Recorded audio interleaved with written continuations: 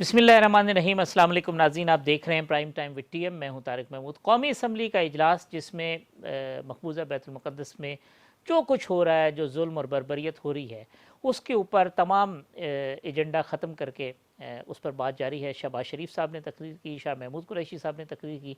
शहबाज शरीफ साहब ने सजेशन पेश की कि जुम्मे के रोज़ जो है वो एक मुत्तफ़िका और मुश्तरका मैसेज जाना चाहिए, जिसे फिर इंडोर्स किया शाह महमूद कुरैशी साहब ने और ये कहा कि हुकूमत जो है वो जुम्मे के रोज़ फ़लस्तीनी जो हमारे मुसलमान भाई हैं उनके साथ इजहार यकजहती के तौर पर मनाएगी। फिर ये भी बताया कि किस तरीके से वो आज रवाना हो रहे हैं, वो तुर्की जाएंगे और फिर पाकिस्तान ने दीगर इस्लामी ममालिक के साथ इस मामले को लेकर अक़वाम मुत्तहिदा में जाने का फ़ैसला किया है। मुख्तलिफ़ फ़ोरम्स पे बात हो रही है, दुनिया भर में मुज़ाहरे हो रहे हैं, चाहे वो यूरोपीय ममालिक हों, चाहे वो अमरीका हो और चाहे वो दुनिया का कोई भी इस्लामी मुल्क हो।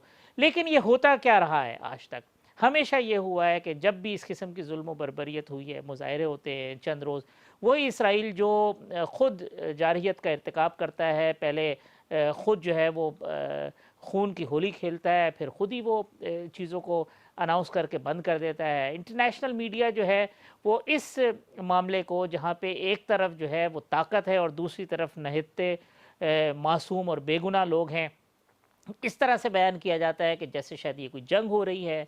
इस तरह से बयान किया जाता है जैसे कोई बहुत बड़ा कॉन्फ्लिक्ट है, तसादुम हो रहा है। तो तसादुम या जंग जो है वो दो हम पल्ला लोगों के दरमियान या ताकतवर लोगों के दरमियान होती है। यहाँ तो आपको मासूम बच्चे ज़ख्मी नज़र आ रहे हैं, यहाँ पे जो है छोटी छोटी बच्चियों की लाशें आपको नज़र आ रही हैं और उसको फिर उस तरह से रंग दिया जाता है। और उसके ऊपर जो हमारे मुस्लिम उम्मा के तमाम हुक्मरान हैं, उनका जो रवैया है या जो उनकी हिस्ट्री है, वो किसी अल्फाज में बयान करने की उसको ज़रूरत नहीं है, वो ख़ुद सेल्फ़ एक्सप्लेनेटरी है। मोहम्मद हनीफ़ साहब मारूफ़ सहाफ़ी हैं, बीबीसी पे कॉलम लिखते हैं। उन्होंने जो एक कॉलम लिखा उसकी चंद सतरें हैं, वो मैं ज़रूर पढ़ के बताना चाहूँगा। वो लिखते हैं कि इसराइल के हर चेक पॉइंट पर कोई फ़लस्तीनी बुज़ुर्ग किसी इसराइली फ़ौजी की आंखों में आंखें डालकर बात कर रहा है। हर मोहल्ले में कोई बच्चा इसराइली टैंक के इंतज़ार में हुलैल बना रहा है और एक हमारी अजीम उम्मत मुस्लिमा है कि नील के साहिल से लेकर ताबा खा के काशगर कांपती टांगों के साथ दुआएं मांग रही है और दिल में सोच रही है कि ये फ़लस्तीनी हमें भी मरवाएंगे। तो ये है प्रैक्टिकल सूरत हाल। दूसरी तरफ अगर आप मुल्क की तरफ आएँ तो शहबाज शरीफ साहब ने चैलेंज किया है, जिस तरह से उन्हें रोका गया था मुल्क से बाहर जाने के मामले पे। हुकूमत ने भी जो लाहौर हाई कोर्ट का फ़ैसला है उसे सुप्रीम कोर्ट में चैलेंज कर दिया है। शहबाज शरीफ साहब ने तौहीन अदालत की दरख्वास्त दी है। साथ साथ काबीना ने जो मंजूरी दी थी शहबाज शरीफ का आज नाम ECL में डाल दिया गया है। मुस्लिम लीग नून का कहता है कि प्रोसेस के अंदर जो छुट्टी के रोज़ दफातर खुलवा के शहबाज शरीफ साहब का नाम जो है वो ECL में शामिल किया गया। साथ साथ रिंग रोड जो कमेटी है उसका मामला आज गुलाम सरवर खान साहब ने एक प्रेस कॉन्फ्रेंस की है। उन्होंने कमेटी को मुतनाज़ा करार दिया है, ख़ुद को डिसएसोसिएट किया है। इमरान खान साहब कहते हैं कि एहतिसाब होगा, किसी को नहीं छोड़ूंगा, कानून की हुक्मरानी होगी और फ़ला फ़ला फ़ला, वही जो बातें जिस तरह की हम रोज़ाना सुनते रहते हैं। जावेद लतीफ़ साहब के मामले के ऊपर भी, जहाँ मरीम नवाज़ साहिबा तशरीफ़ ले गई थी, ख़ासा गम व गुस्से वाले बयानात दिए हैं पाकिस्तान तहरीक इंसाफ की लीडरशिप ने। और ये कहते हैं कि मरीम साहिबा का जावेद लतीफ़ के घर जाना, उनके साथ खड़ा होना, इस बात की इंडिकेशन है कि जावेद लतीफ़ साहब ने जिस किस्म की बातें की उन्हें किसकी आशीर्वाद हासिल थी। ये तमाम मौज़ूआत हैं जिसके ऊपर गुफ्तगू करेंगे। मेरे साथ मौजूद हैं स्टूडियो में पाकिस्तान पीपल्स पार्टी के सीनियर रहनुमा मोहतरम जनाब सेनेटर शहादत ऐवान साहब। मुझे ज्वाइन कर रहे हैं पाकिस्तान मुस्लिम लीग नून के सीनियर रहनुमा चेयरमैन पब्लिक अकाउंट्स कमेटी मोहतरम जनाब राना तनवीर साहब। और मेरे साथ लाहौर से मौजूद हैं पाकिस्तान तहरीक इंसाफ की रहनुमा सेनेटर डॉक्टर ज़रका साहिबा। शहादत ऐवान साहब, पहले तो अब ये कानूनी सूरत हाल जिस तरह से हुआ शहबाज शरीफ वाले मामले में कि कोर्ट ने कहा कि आप चले जाएं, वन टाइम परमिशन दी, उनको नहीं जाने दिया गया, कहा जी फ़लानी लिस्ट में नहीं, ब्लैक लिस्ट में नाम नहीं है आपका, फ़लानी लिस्ट में नाम है, अब वो कंटेम्प्ट में चले गए हैं। दूसरा आप देखें कि नैब की दरख्वास्त पे उन्होंने एक और केस में शहबाज शरीफ का नाम डाल दिया है, इसमें वो सुप्रीम कोर्ट में।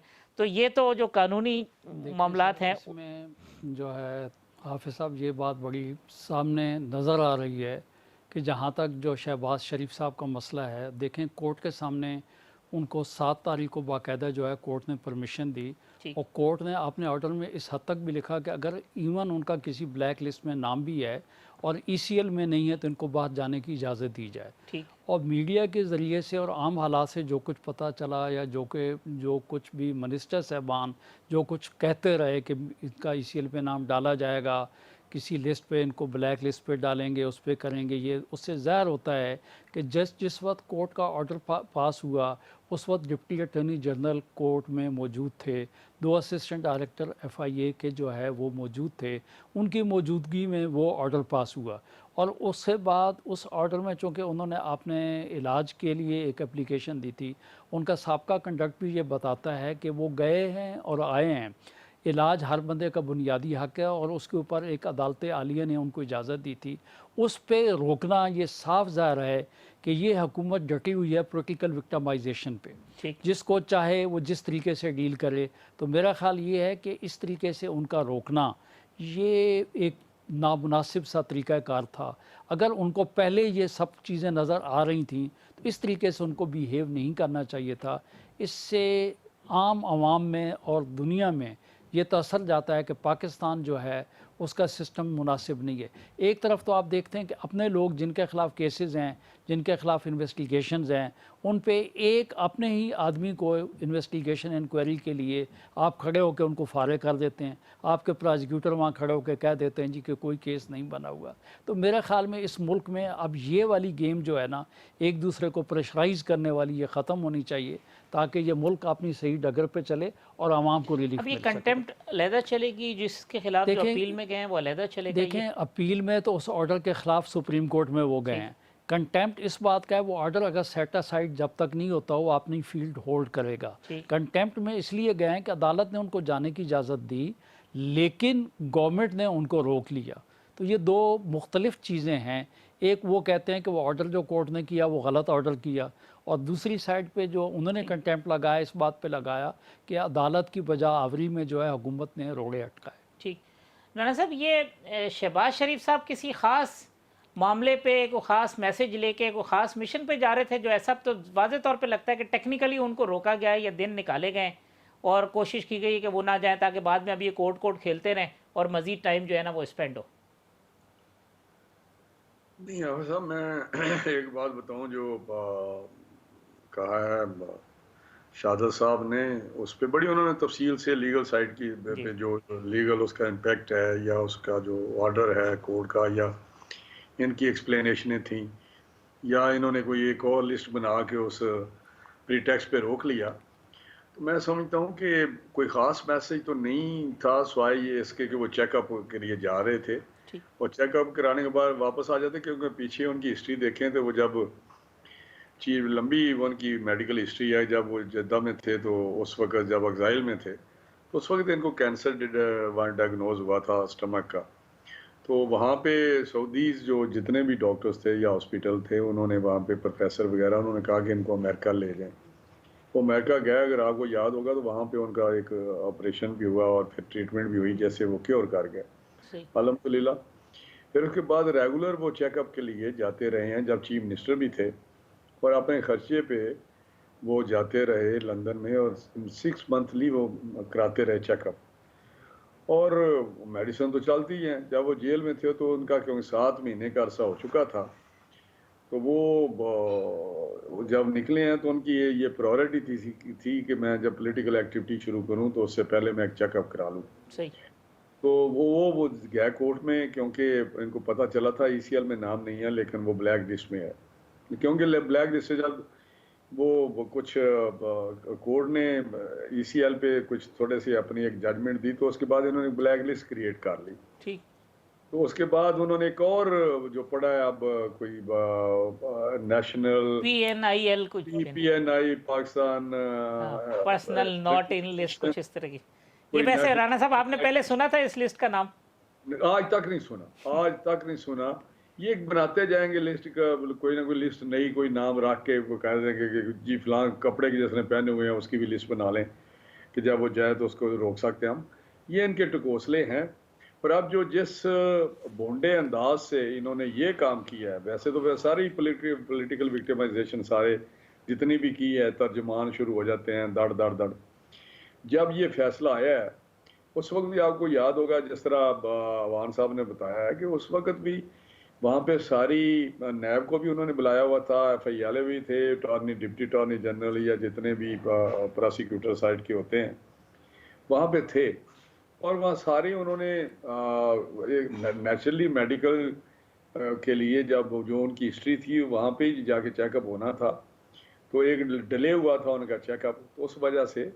तो बाकी आपको याद है कि कोरोना जब आया तो उन्होंने जब ये सुना कि कल फ्लाइट्स बंद हो जाएंगी लंदन में, तो वो इमरजेंसी में टिकट लेके वो वापस आ गया जब लास्ट फ्लाइट थी जो लंदन से वहाँ हीथ्रो से आई ठीक। लाहौर। तो ये मैं समझता हूँ कि अब इन्होंने एक और ईद वाले दिन, ईद से एक दिन पहले इन्होंने दफ्तर लगाया और वहाँ पे जो इन्होंने किया ईसीएल के लिए और रिकमेंड किया। पहले तो एक दिन में इन्होंने, अगर अदालत पे ये कहते हैं एक दिन में किया, तो उन्होंने नैब से लेटर लिखवाया उसी वक्त और उसी दिन इन्होंने कर ली वहाँ पे मीटिंग।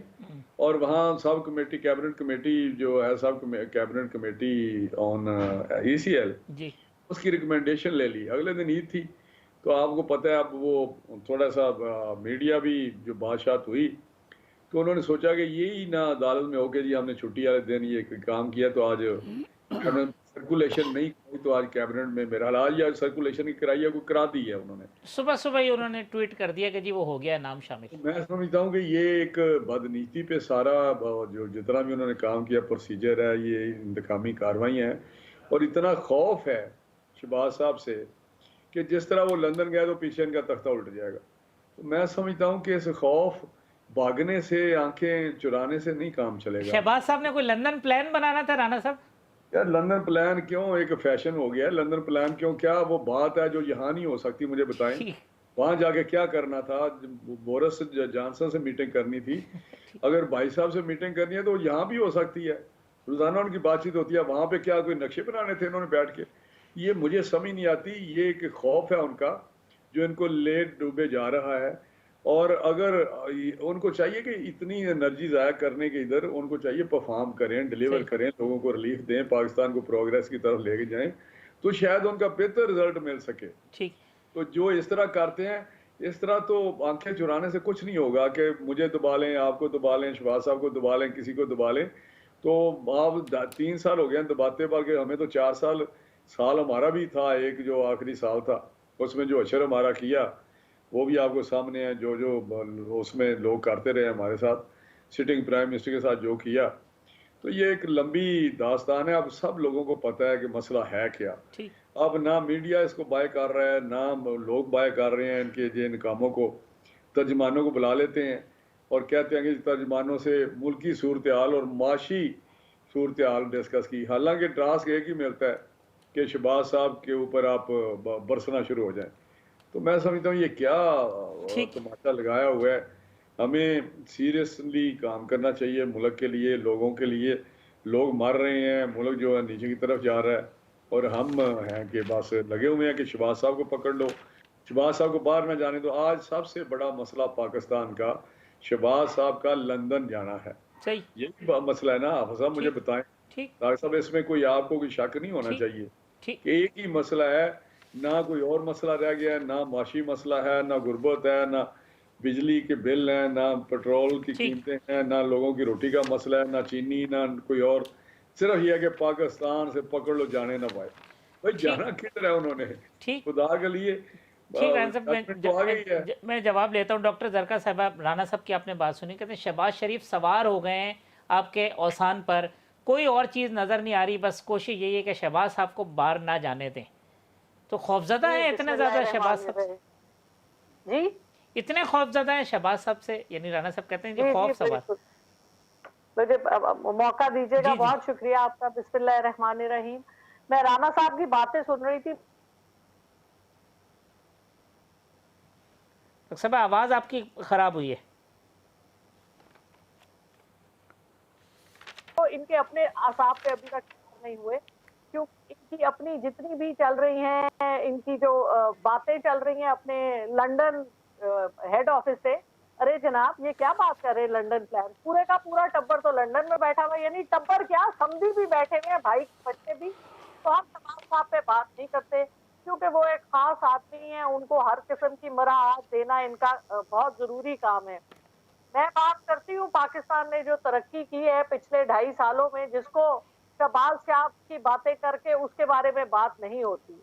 आप मुझे बताइए, इन्होंने जब ये छोड़ के गए थे तो उस वक्त पाकिस्तान एक करंट अकाउंट डेफिसिट था, बैंकक्रप्ट होने के दवाले पे था पाकिस्तान। 19 बिलियन का आपका डेफिसिट था, जो कि अब 2.5 साल में इस कदर हालात होने के बाद, और वो जो इसहाक डॉलर साहब जो हमें डॉलर की कीमत दे गए थे, और जिस तरह से इंपोर्ट जाली इंपोर्ट करके इन्होंने जो जीडीपी को ऊपर किया हुआ था, तो फाइनली करंट अकाउंट डेफिसिट पिछले 10 महीने से स्टेबल है और पॉजिटिव जा रहा है। 950 मिलियन डॉलर्स पॉजिटिव में जा रहा है। पहली दफा पाकिस्तान में इतने फॉरेन अकाउंट रिजर्व की वैल्यू बढ़ी है। अब आप देखिए, रोशन डिजिटल अकाउंट आप ले लें, लेकिन तो फिर ये अगर इतने परफॉर्मेंस अच्छी है तो वो कहते हैं जाने देते शहबाज साहब को, इलाज करके वापस आ जाते, क्या इतना इशू करने देना। अब शहबाज साहब में पहले मुझे परफॉर्मेंस बता लेने दें, उसके बाद शहबाज साहब की तो बात कर ही लेंगे। तो आप अगर ऑटोमोटिव इंडस्ट्री पे चले जाए, पहली दफा पाकिस्तान में जिस कदर तरक्की हो रही है, आपकी गरीब आदमी मोटरसाइकिल्स की सेल्स बढ़ गई हैं, ट्रैक्टर्स की सेल 60% ऊपर गई है। पहली दफा 65% जो हमारी रूरल पॉपुलेशन है उसके ऊपर इस हुकूमत ने फोकस किया। और आप देखिए कि जिस तरह से व्हीट क्रॉप की 30% इंक्रीज आई है, आपके चावलों की ग्रोथ पे इंक्रीज आई है, कॉर्न आपका 30% इंक्रीज किया है, और आपकी सारी, और आपने 110 अरब की आपने जो दी है सब्सिडी इनको अपने फार्मर्स को। तो फार्मर्स आपके पहली दफा किसान, कामयाब किसान प्रोग्राम के थ्रू वो अब खुशहाल हो रहे हैं, और आपकी फर्टिलाइजर की सेल्स बढ़ रही हैं, सीड, हाइब्रिड सीड आप देखेंगे किस तरह। अच्छा, दूसरा आप कंस्ट्रक्शन सेक्टर पे आ जाए, जो कि पाकिस्तान को हम ग्रोथ देना चाह रहे हैं। तो आप देखिए कि कंस्ट्रक्शन सेक्टर को, जो कोविड जब दुनिया में नेगेटिव इम्पैक्ट हो रहा था, तो पाकिस्तान में प्राइम मिनिस्टर इमरान खान साहब की पॉजिटिव इनिशिएटिव्स के थ्रू कंस्ट्रक्शन सेक्टर को मराहत मिली, और इस वक्त 19% बढ़ा है हमारा cement industry. This is amazing. चलें, ये तो हो गए ना, वो तो इतनी अच्छी परफॉर्मेंस आपकी, तो ये फिर ये पॉलिटिकल स्टेबिलिटी ना आने की वजह क्यों फिर आप पॉलिटिकल विक्टिमाइजेशन की बातें हैं और चीजें? आप उस पर भी बात करते हैं जी, बिल्कुल बिल्कुल बिल्कुल। देखिए जी, पॉलिटिकल विक्टिमाइजेशन हमने क्या करनी है? इनके तो सारे केसेस पुराने बने हुए हैं, हमने तो हाथ नहीं लगाया। ये तो इनके अपने ही भाई बंदों ने जो इन पे केसेस, जो इनके केसेस थे, जिनकी फाइल कभी ये यहाँ दबाते, कभी। आप मुझे ये बताएं, अगर मेरे ऊपर केस है तो अगर मैं मुल्क से बाहर चली जाती हूँ तो सिस्टम ये है कि फिर केस चल नहीं सकता। तो शहबाज शरीफ साहब के ऊपर जो हुदैबिया पेपर, जो हुदैबिया मिल्स का केस है, और जो उसकी ट्रायल ही नहीं कभी हुई, और वो टेक्निकल इश्यूज पे ट्रायल होने से पहले ही बंद किया जाता है। तो अगर इनके ऊपर इतने केसेस, और अगर ये सब सच कह रहे हैं, तो हम इनकी इज्जत करने वाले लोग हैं। ये जरूर हमारे सर आंखों पे मुल्क में ही रहे, बल्कि जो मुल्क से बाहर बैठे हैं उनको भी प्यार से बुला लें कि हमारे मुल्क में आके अपने मुल्क में खाने पिए, अपने मुल्क के अस्पतालों में जाए, बात सुने। हम भी गरीब यहीं पे पड़े हुए हैं, तो ये भी हमारे साथ, हमारे गरीब, अगर ये गरीब भाई हैं हमारी तरह के, हमारे साथ आके रहे ना। चलें, ये हुदैबिया वाली भी बात आपने की शाहद साहब, इसके ऊपर जरा मुझे आप लीगल पॉइंट बता देंगे क्या? अगर इससे पहले मुझे इजाज़त दें तो मैं डॉक्टर साहब को बड़े इज्जत के साथ एक गुजारिश करना चाहूँगा कि हम किसी फोरम पे भी बैठते हैं तो हमें मुल्क, कौम और अपने अवाम के लिए कुछ सोचने का है। अगर हमारे पार्लियामेंटेरियंस भी एक दूसरे पे ब्लेम गेम रखेंगे तो इसके जवाब कहीं न कहीं और से आ जाएंगे। हर आदमी कहीं ना कहीं उसका अपना ये इशू होगा। अगर कोई ये कहे कि फ़लाँ की फैमिली बाहर है, फ़लाँ की फैमिली बाहर है, इससे फ़र्क नहीं पड़ता। पाकिस्तानियों पे किसी किस्म की कोई पाबंदी कहीं आने जाने की नहीं है। मेरा कहना ये, डॉक्टर साहबा की सारी बातें जो उन्होंने फैक्ट्स और फिगर्स बताए, तो डॉक्टर साहबा से मैं ये गुजारिश करूँगा कि आप बहुत अच्छे काम कर रहे हैं, लेकिन जो आम तबका है हमारा, जो वो तबका है जो तनख्वाहदार दिहाड़ीदार लोग हैं, उन लोगों की हालत मुआशरे में ठीक होनी चाहिए। हमारा काम जो है ये होना चाहिए, ना हमारी खारजा पॉलिसी जो है उसमें किसी किस्म का एतदाल है।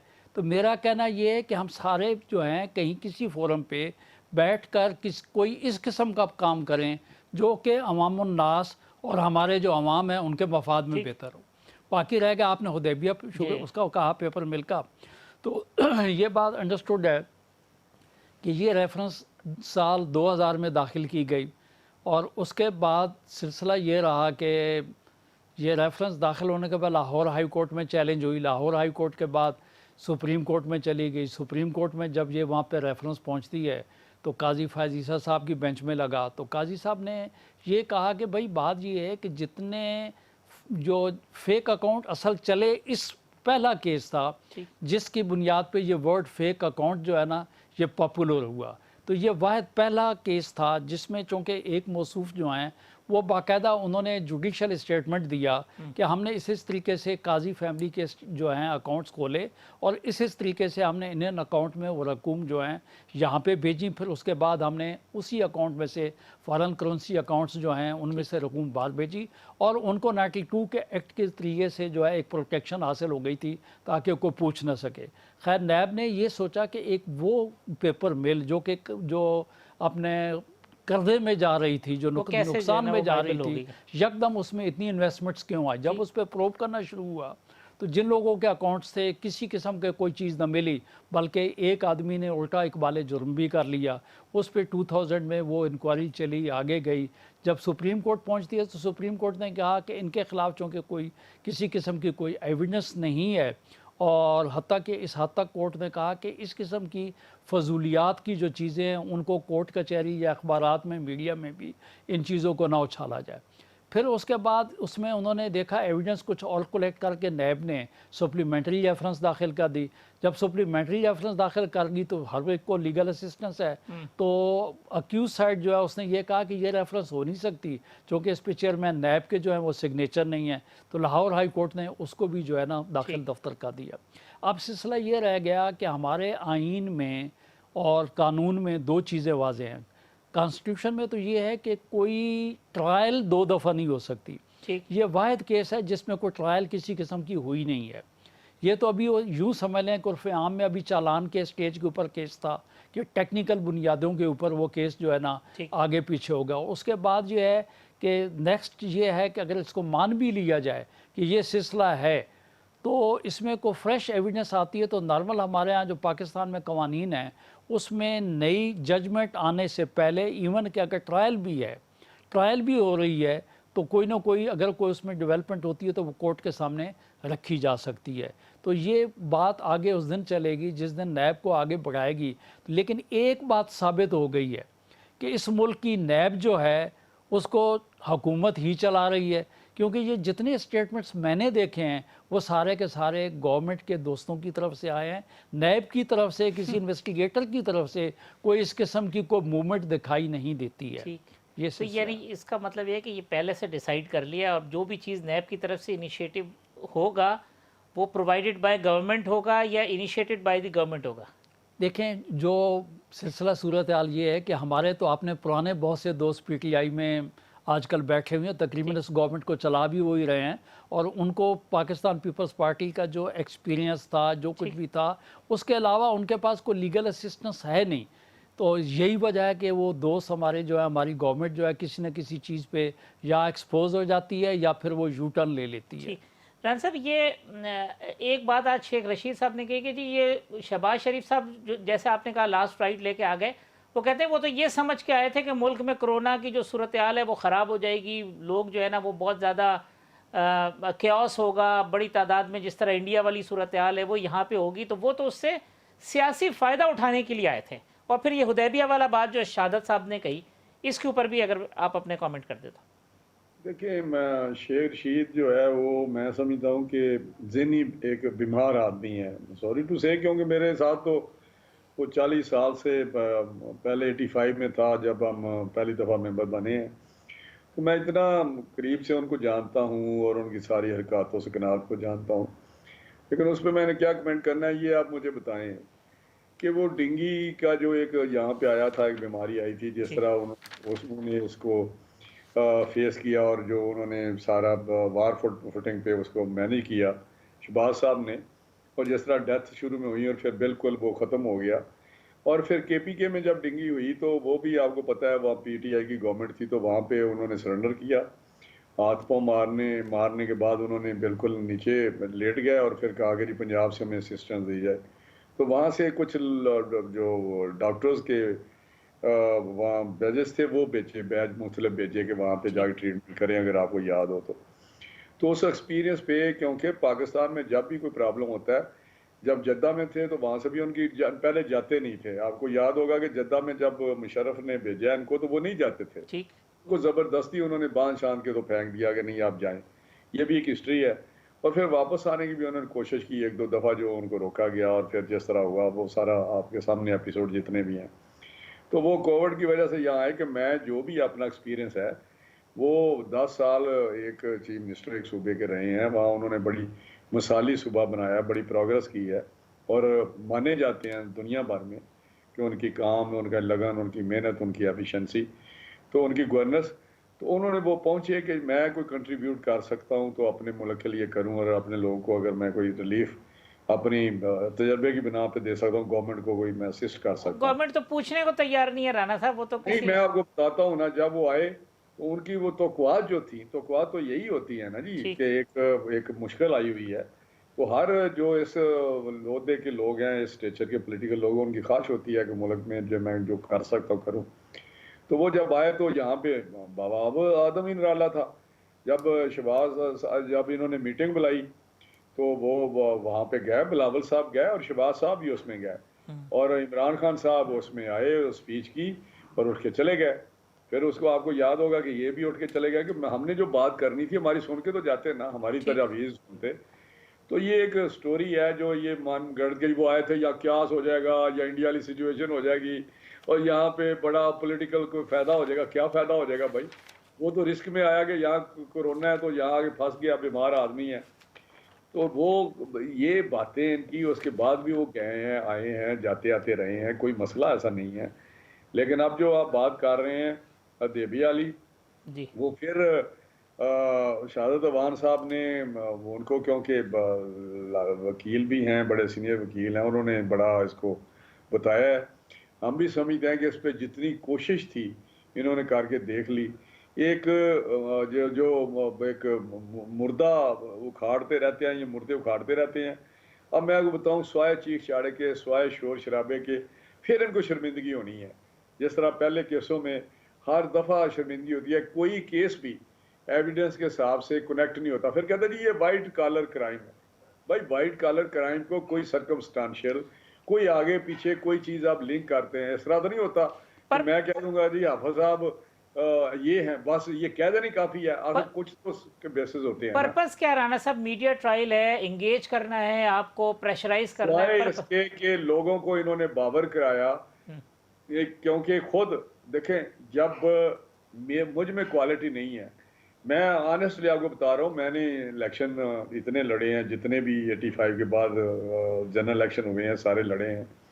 तो मैं आपको बताता हूँ, मैं अक्सर कहता हूँ कि यार लोग ये बात करते हैं कि जी फलां में ये खामी है, मैं कहता हूँ कि नहीं यार, मैं ये आपकी खिदमत मैंने किया या करूँगा, या मेरे पास है ये प्रोग्राम है, अपनी बात करें। ये चलते हैं कि नहीं, इनको हम इतना डिस्क्रेडिट करें, लोगों को ब्रेन वॉशिंग करें। वही इन्होंने फिलॉसफी अपनाई हुई है कि 20-30 इन्होंने तर्जमान रखे हुए हैं, और उनकी मीटिंग प्राइम मिनिस्टर के पास इतना टाइम है कि वो तर्जमानों के साथ ही आप मीटिंग इनकी निकालें। कौमी इश्यूज पे मीटिंग इनकी, मेरा अगर 100 इन्होंने मीटिंग की है तो 70 तर्जमानों के साथ है। सही। और वो इशू क्या है कि अपोजिशन को दबाना है, अपोजिशन जितनी है उनको डिस्क्रेडिट करना है, और उनकी बेइज्जती करनी है, गाली गलोच करनी है, उनके मतलब गलत गलीज किस्म के लफ्ज़ इस्तेमाल करने हैं, और उनकी जितने भी लोग हैं, उनकी पार्टियां हैं, उनके लोग, उनको पकड़ पकड़ के अंदर देना है। अब मुझे बताएं, सिंध में जितने लोग पकड़े हैं उनसे क्या निकला, यहाँ पंजाब में जितने लोग पकड़े हैं वहां से क्या निकला। फिर कहते हैं बेल हो जाना। भाई बेल हो जाना, आप मुझे बताएं कि बेल अगर आप मुझे चीमा एक अफसर है डीएमपी का, उसको मेरा 2 साल इन्होंने अंदर रखा है। 2 साल में अगर आप एक एविडेंस भी नहीं करा सके, एक ट्रायल में, किसकी गवर्नमेंट है? करे ना। वो जो कहता है 30 दें जजेस, हमें सुप्रीम कोर्ट ने भी कहा है, पता नहीं 30 या 100 या कितनी अदालतें बनाएं। आपको क्या उसमें है? जब भी जाते हैं जी हमें और दे दें टाइम, पे नैब कहती है हमें महीना और दे दो, हम रेफरेंस दायर करेंगे। रेफरेंस दायर 2-2 साल नहीं होते इनसे। ये बस वो उसको चाहते हैं जेलों में ये रहें, रेफरेंस देखे जाएंगे। रेफरेंस होता है किसी चादर पे फिर इनके साहब को आ जाते हैं वॉल्यूम पकड़। यानी राणा साहब, ये शॉर्टली मैं ये कहूँ कि पॉलिटिक्स ये है कि जो अपोजिशन की पार्टीज हैं उनकी सियासत को और उनके इमेज को डिस्क्रेडिट किया जाए। लेकिन मैं हाफिज साहब यहाँ ये कहना चाहता हूँ कि उल्टा आज ठीक बात है, शुरू में लोगों को मेरी भी परसेप्शन इन्होंने क्रिएट कर ली होगी, क्योंकि ब्रेन वॉशिंग तो होती है ना जो जिस पे ये काम कर रहे हैं। लेकिन आज वही इनको वापस चीजें आ रही हैं, वही जो वो कहते हैं लॉ ऑफ नेचर या काउंटर प्रोडक्टिव हो गया। आज मुझे बताएं, ये खुद डिस्क्रेडिट हो गए हैं। अच्छा, आज किसी जगह इनको कोई लोग वोट देने को तैयार नहीं है, इनकी बात मानने को तैयार नहीं। प्राइम मिनिस्टर के वही बातें, घबराना नहीं है, मैं ये कर दूंगा। अब कहता है जी अब मैं संभला हूं, पहले 100 दिन में ये संभल रहे थे, फिर उन्होंने कहा मुझे 6 महीने दे दें, फिर 6 महीने बाद, ये रिकॉर्ड की बातें मैं कर रहा हूँ उनकी जो नेशन को ड्रेस करते रहे हैं। अब मुझे 6 महीने बाद नहीं, मुझे 1 साल दे दें। अब इन्होंने गिन दी है डॉक्टर साहबा ने कि जी वो करंट अकाउंट के लोगों से पेट नहीं भरते लोगों के, उस पर लंबी बात है। करंट अकाउंट अगर तो करें, एक्सपोर्ट बढ़ा के उसको खत्म करें, अगर इंपोर्ट को कर्म करके करेंगे, ये लंबी बहस है, इकोनॉमी की बात है। लेकिन मुझे बताएं कि क्या रिफ्लेक्ट हो रहा है नीचे ट्रिकल डाउन हो रहा है? यही बात शहादत साहब ने कही कि जी मुझे बताएं ना, लोगों का आटा आज किस कीमत पे है, आज चीनी किस कीमत पे है, घी किस कीमत पे है। अगर कहते हैं फार्मर को दिए तो फार्मर के देखे ट्रैक्टर जो 7 लाख का था आज 15 लाख में मिल रहा है। आज जो इनपुट है, जब 1400 की बोरी थी, आज वो 2400 या 2600 की मिल रही है। आप अगर आपका वाह है एग्रीकल्चर के साथ कोई वास्ता है तारिक साहब, तो सेनेटर साहब का होगा, अवान साहब का, तो मैं कहता हूं कि ये मुझे पता है, मैं जिम्मेदार हूं कि वहां कितनी कास्ट बढ़ गई है।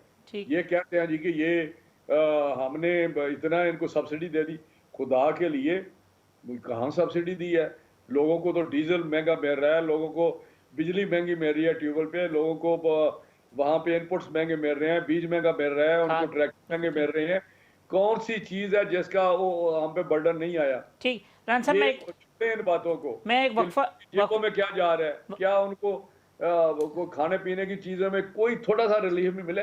ठीक, कोई मुझे बताएं। ठीक है, मैं इनके अपने स्टैटिस्टिक्स हैं हाफिज साहब, जो स्टैटिस्टिक ब्यूरो जारी करता है या स्टेट बैंक जारी करता है, वो जिस तरह की पिक्चर दिखाता है, वो तो इतनी मायूस को नहीं है, स्पेशली महंगाई के हवाले से। वो तो भी डबल डिजिट में जो लास्ट भी आई है वो भी।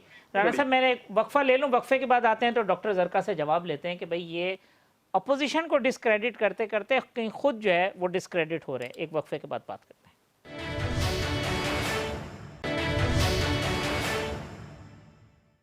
वेलकम बैक नाज़रीन। सेनेटर शहादत ऐवान साहब, राणा तनवीर साहब, डॉक्टर जरका हमारे साथ मौजूद हैं। डॉक्टर जरका, खैर ख़बरें तो दो है, एक तो कौमी असम्बली में करारदाद मंजूर कर ली गई है जो मुत्तफ़िका तौर पे मंजूर की गई। दूसरा, वज़ीर आज़म के जो माविन खुसूसी हैं जुल्फ़ी बुखारी साहब, उन्होंने रिज़ाइन कर दिया है। वो आपको पता है रिंग रोड स्कैंडल के अंदर उनका नाम लिया जा रहा था और उन्होंने कहा जी कि जब तक उसकी तहकीकात नहीं हो जाती मैं अपने आप को उहदे से अलग कर रहा हूँ। राणा तनवीर साहब ने कहा कि ये अपोजिशन को डिस्क्रेडिट कर रहे थे, डिस्क्रेडिट करते करते खुद डिस्क्रेडिट हो गए।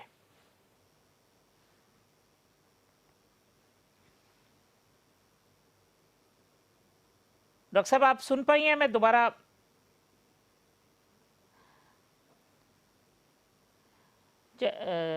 चले डॉक्टर जरका से जब तक बात होती है। शहादत साहब, ये सर, एक तो आपने बड़ी खुश आइंद बात बताई है, क्योंकि खान साहब अपने अपोजिशन के दौर में ये कहा करते थे कि अगर किसी मिनिस्ट्री में कोई फेलवर हो तो उस मिनिस्टर को रिज़ाइन कर देना चाहिए। तो मैं हमेशा कहा करता हूँ कि लेकिन इनकी गवर्नमेंट आने के बाद ये रीत नहीं रही।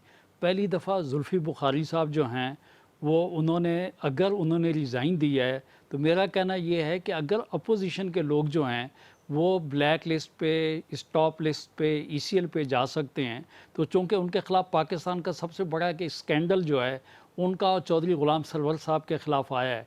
तो पहली बात तो ये कि इन लोगों को ये गवर्नमेंट के पास अब टाइम है, बजाय इसके कि पता ये चले कि वो अपने जहाज़ से चले गए, तो वो उस वक्त अवाम ये पूछने में हक़ बजाने होगी कि आप जब एक आदमी ख़ुद से रिज़ाइन कर रहा है, या तो वो अपने आप को एहतसाब के लिए पेश करे, तो एक तो हुकूमत को वो कार्रवाई करनी चाहिए। जुल्फ़ी बुखारी साहब का उसका मैं गुजारिश मेरा कहने यही होगी, क्योंकि इसमें दो बातें आ रही हैं कि ये रिंग रोड वाला जो इशू चल रहा है इसमें इनकी किसी हद तक इनका कोई इन्वॉल्वमेंट है।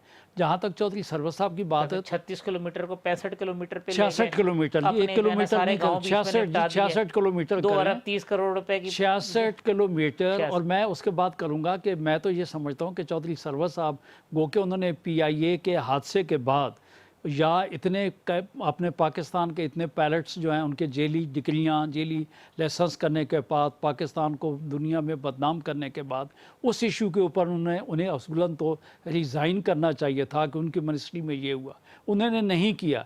लेकिन उनकी अपनी पार्टी के एक आदमी ने ये सिलसिला शुरू किया, तो मैं तो ये अब उम्मीद करूंगा कि चौधरी साहब ने इंक्वायरी ठीक नहीं हुई, इंक्वायरी कमेटी देखें। बात ये है कि यहाँ पे तो जिन लोगों के खिलाफ रेफरेंसेस दाखिल होती हैं, जिन लोगों के खिलाफ FIA के केसेस होते हैं, वो कहाँ कहते हैं कि मेरे खिलाफ जो है वो सही हुआ। एक एक्सक्लूडिंग एक केस के कि जिनके खिलाफ FIR हुई, सब कुछ हुई हैं। एक MNA MPA सेनेटर साहब ने अपनी इन्वेस्टिगेशन इंक्वायरी की रिपोर्ट सबमिट कर दी कि ये गलत है, तो वो गलत हो जाता है। तो मेरा कहना ये है कि इक्वल सिस्टम तमाम अवामुन नास के लिए जो है वो होना चाहिए। डॉक्टर जरका, आप अगर मुझे सुन पा रही हैं?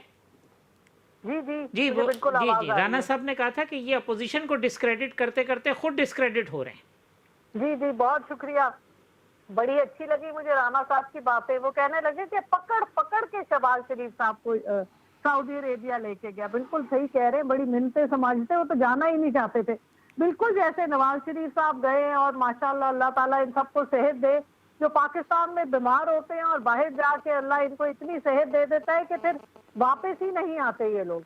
बहरहाल तो नैब की जो बात है, इनको भी अपना नैरेटिव क्लियर कर लेना चाहिए। कभी कहते हैं नैब गवर्नमेंट की कहने पे चलती है, फिर उन्होंने कहा कि नैब जो है वो गवर्नमेंट की बात पूरी नहीं कर रही। तो ये डिसाइड कर लें कि नैब गवर्नमेंट ये क्या नैरेटिव बनाना चाह रहे हैं कि नैब हुकूमत की बात सुनती है या हुकूमत की बात नहीं सुनती।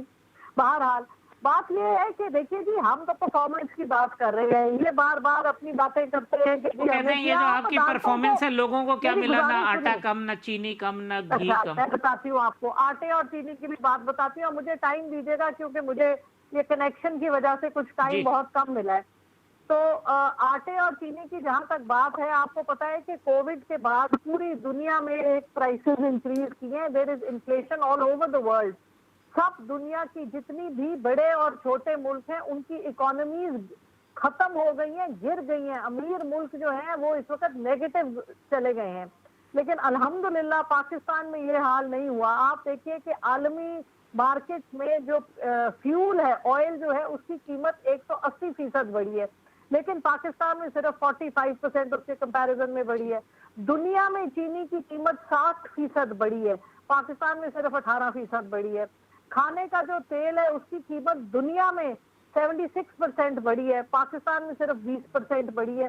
और कोविड के जमाने में पाकिस्तान ने जिस किस्म के जबरदस्त काम किए, ये मैं नहीं कह रही, दुनिया के इदारे मान रहे हैं। आप देखिए, वर्ल्ड बैंक ने अभी एक रिपोर्ट शाया की है जिसमें उन्होंने दुनिया के सारे ममालिक का कंपैरिजन किया है और उन्होंने कहा है कि ग्लोबली जो आम आदमी की इंप्रूवमेंट है, जो सोशल सिक्योरिटी नेटवर्क है, उन्होंने कहा है कि पाकिस्तान ने दुनिया में सबसे ज्यादा लोगों को कवर करने में पाकिस्तान का नंबर 3रा है। 12 मिलियन। कमाल बात है डॉक्टर साहिबा कि इस एक रिपोर्ट का क्रेडिट जो है वो पीपल्स पार्टी भी ले रही है, नून लीग भी और PTI भी। प्लीज करने दें तो I will be grateful to you.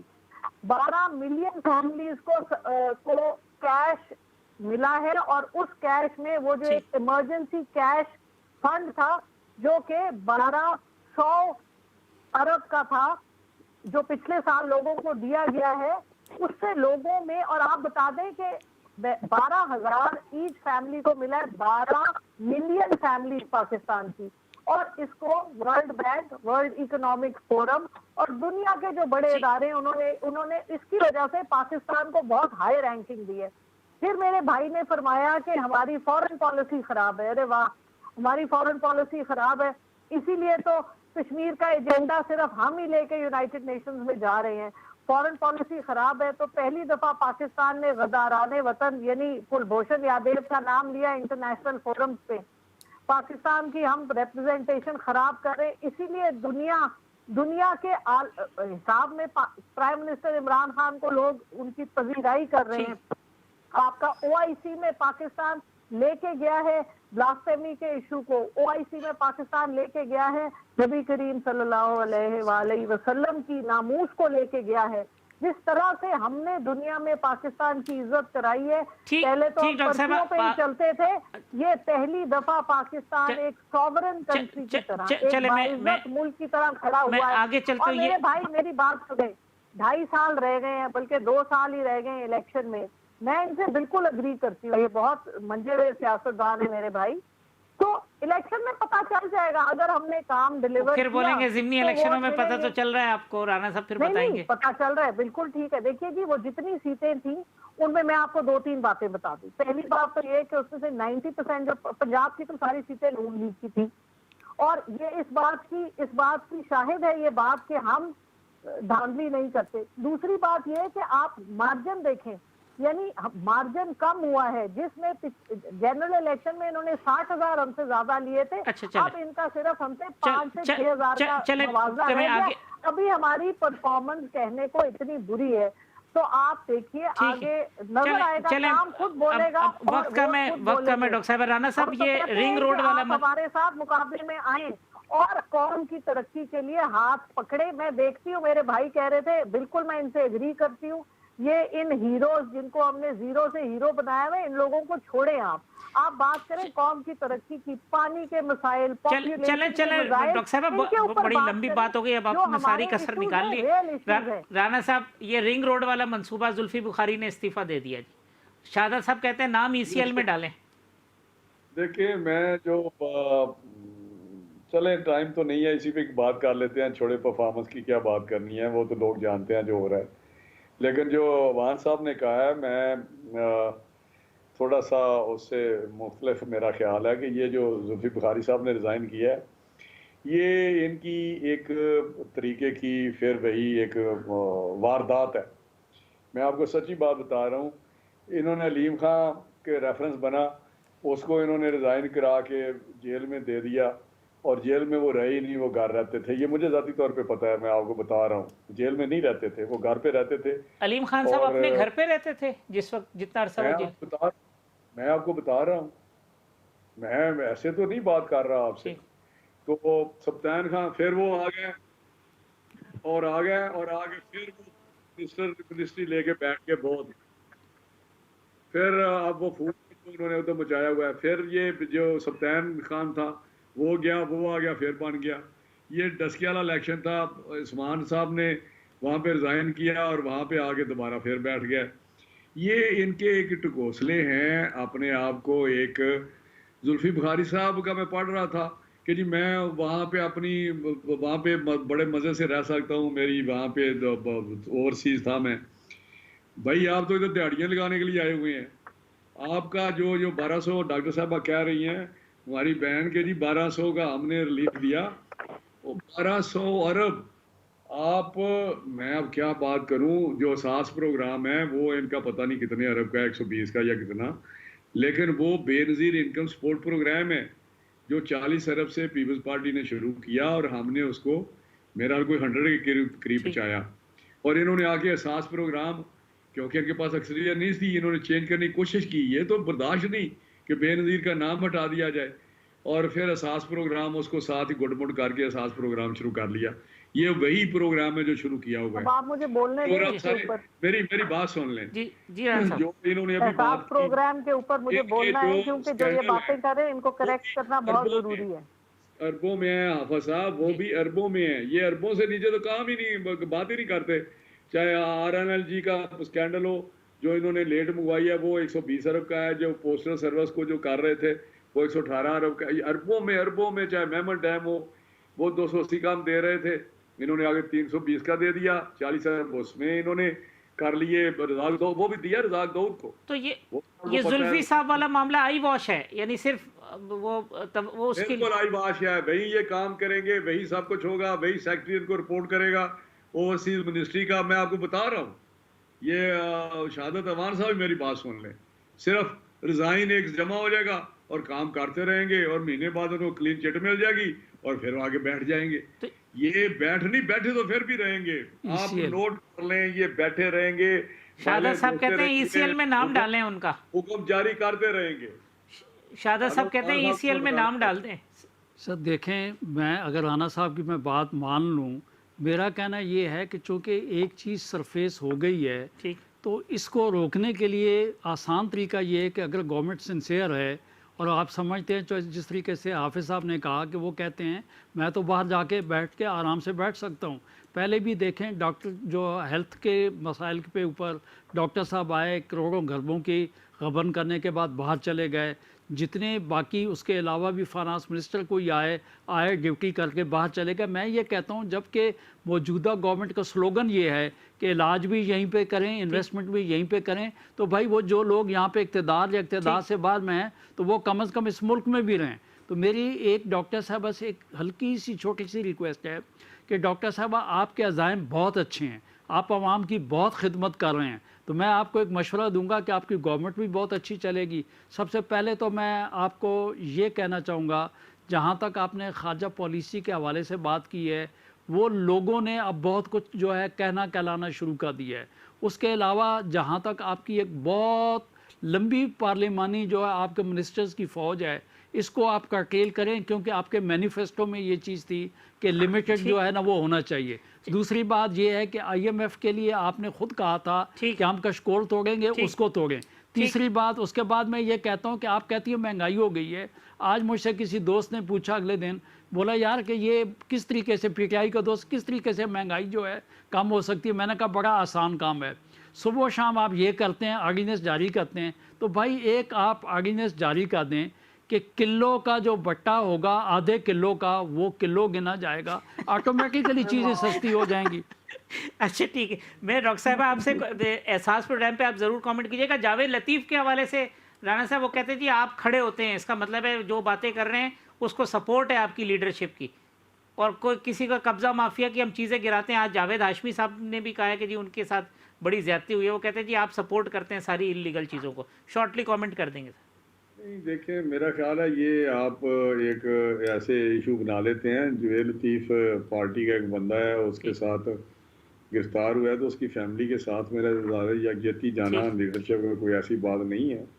लेकिन मैं समझता हूँ कि असल बात तो ये है कि एक ऐसी बात कर देनी, मुस्लिम लीग नून एक महब वतन जमात है और उनको इन्होंने एक पिक्चर पेंट करने की कोशिश कर रहे हैं कि ये जमात ऐसे करती है। वो मियाँ नवाज शरीफ साहब लंदन में बैठे हुए हैं, वहाँ पे अल्ताफ सानी बैठा हुआ था। इस किस्म की बातें करने से क्या फ़ायदा है हाफ़िज़ साहब? वो महब वतन मियाँ नवाज शरीफ नहीं तो और कौन महब वतन है? पाकिस्तान की खिदमत जितनी उसने की है वो आपके सामने है, जिस तरह शहबाज साहब ने की है, जिस तरह पाकिस्तान को यहाँ तक लेके हम आए हैं। ये अब टाइम नहीं है, लंबी बातें हैं, इस पे हम क्या करें। अब ये कि मैं ये शॉर्टली ये कहूँ कि राना साहब प्लान तरीके से मुस्लिम लीग नून को पाकिस्तान मुखालिफ जमात साबित करने की कोशिश की जा रही है। बस अफसोस तो ये है कि इस किस्म की बात नहीं होनी चाहिए, क्योंकि मुस्लिम लीग नून पाकिस्तान की खालिक जमात है और पाकिस्तान को आगे लेके जाने में इसका अहम किरदार है, तो इस किस्म की बातें नहीं होनी चाहिए। डॉक्टर साहब लास्ट मिनट जी आप कंक्लूड कर देंगे जो एहसास प्रोग्राम पे आप कहना चाह रही थी। जी बहुत शुक्रिया। मैं एहसास प्रोग्राम पे तो ये बताना चाहूंगी इनको कि जो बेनजीर इनकम सपोर्ट प्रोग्राम था उसमें 3000 से जायद लोग थे जो जाली थे और लोगों की अपनी फैमिलीज को जा रहा था, जिसमें मेरे भाई के भाई MNA MPAs भी थे। एक बात ये हो गई। दूसरी बात ये कि बेनजीर इनकम सपोर्ट प्रोग्राम में 8 या 6 प्रोग्राम थे, अब उसमें 280 प्रोग्राम हैं और इनमें ये जो इमरजेंसी कैश ट्रांसफर है ये एक बिल्कुल नया प्रोग्राम है जो सानिया निश्चित साहिबा ने शुरू किया। दूसरी बात ये मेरे भाई कह रहे थे जो इन्होंने बातें की जुल्फी बुखारी साहब के बारे में, मैं इनको ये बताना चाहूंगी कि जुल्फी बुखारी साहब जो हैं वो इमरान पिछली हुकूमत जो कि बहुत मुहिब्बे वतन ये कह रहे हैं, ये वो हुकूमत थी जिसके 120 लोग उनके खानदान के, कुछ समधी और कुछ अपने खानदान के, ननिहाल और ददयाल दोनों के, नवाज शरीफ साहब के वो हुकूमत में थे। फैसलाबाद, लाहौर, आप सियालकोट कहीं चले जाए हर जगह उनके खानदान के लोग थे। तो ये बातें, ये जो मुहिब्बे वतन है ये ऐसे ही सब कुछ है। दूसरी बात जावेद लतीफ साहब मुझे प्लीज करने दें। जावेद लतीफ साहब और निहाल हाशमी जैसे लोग, मुझे बड़ी शर्म आती है कि ये लोग पार्लियामेंटेरियन रहे हैं, लेकिन देखिए अभी इन्होंने एक और बात कही कि मुस्लिम लीग नून ने पाकिस्तान बनाया था। I am sorry, Muslim league ने बनाया था। नून तो इनका नुक्ता बना जियाउल हक साहब के आने के बाद, और जनरल जिलानी को ये दुआएं दे उनके मज़ार पे पाकिस्तान जाके। मुस्लिम लीग अब खालिक जमात है, नून तो नहीं थी ना, जी जी मुस्लिम नून लीग जाहिर थी। सी बात है, नून तो अच्छा, नवाज शरीफ अब की तरफ है। दूसरी बात ये कि ठीक। ये लोग निहाल हाशमी साहब और जावेद लतीफ साहब जिस किस्म की बातें इन्होंने ऑन रिकॉर्ड की हुई हैं पाकिस्तान के बारे में, पाकिस्तान की जुडिशरी के बारे में, पाकिस्तान के मुख्तलिफ इदारों के बारे में, किसी की टांगे तोड़नी, कभी सुप्रीम कोर्ट में ठीक, जाके ठीक, कुर्सियां डॉक्टर साहब, तोड़नी, ये बातें बिल्कुल भी जेब नहीं देती हैं। और मेरी इनसे रिक्वेस्ट है कि इस किस्म की चीजों को प्लीज ये इन लोगों को उसकी पजीराई चले, नहीं ठीक, करनी चाहिए। हमारे लिए सर किसी हाफिज तरह की साहब जेब एक नहीं लफ्ज़ जी, एक जी, शादा लफ्ज़ साहब, कहूँगा, जी, एज ए शादा लास्ट लफ्ज़ कहूँगा। डॉक्टर साहबा की बात बहुत बिल्कुल हक बजानिब होगी, लेकिन मैं गुजारिश ये करूँगा जिस बात की आप दूसरों को तबलीग करें, बराह करम अपनी क़यादत को भी ये कहें कि एक पार्लियामेंटेरियन जिसको अवाम चुन के जो करती है, आप पार्लिमान के खुदा के वास्ते अंदर खड़े होके उनको चोर डाकू के अलावा कुछ ना करें, ताकि ये हमारे बच्चे अब जो आने वाले चोर मुल्क है, का ठीक, इकबाल चलो, गुजारे सुने, तो उसको बात क्या सुने कहें? इस तरीके से। और फरिश्ता देखें कहें। गुजारे सुने डॉक्टर साहबा, अगर मैं सर, इसका बताएं, जवाब बताएं। दूंगा, आप बहुत लिखी पढ़ी हैं, काबिल एहतराम है, मैं जवाब दूंगा बात बहुत आगे चली शादा साहब, जाएगी। ये इस तरीके से मत कहें दूसरों को खुदा के वास्ते, वरना अगर हमने ये कहना शुरू कर दिया ना तो आइंदा हमारे साथ टीवी शो पे भी कोई नहीं बैठे। शाहदत साहब, राना तनवीर साहब, डॉक्टर ज़रक़ात, तमाम मेहमानों का बहुत शुक्रिया। कल इसी प्रोग्राम में इंशाल्लाह दोबारा इसी वक्त मुलाकात होगी। अल्लाह हाफ़िज़।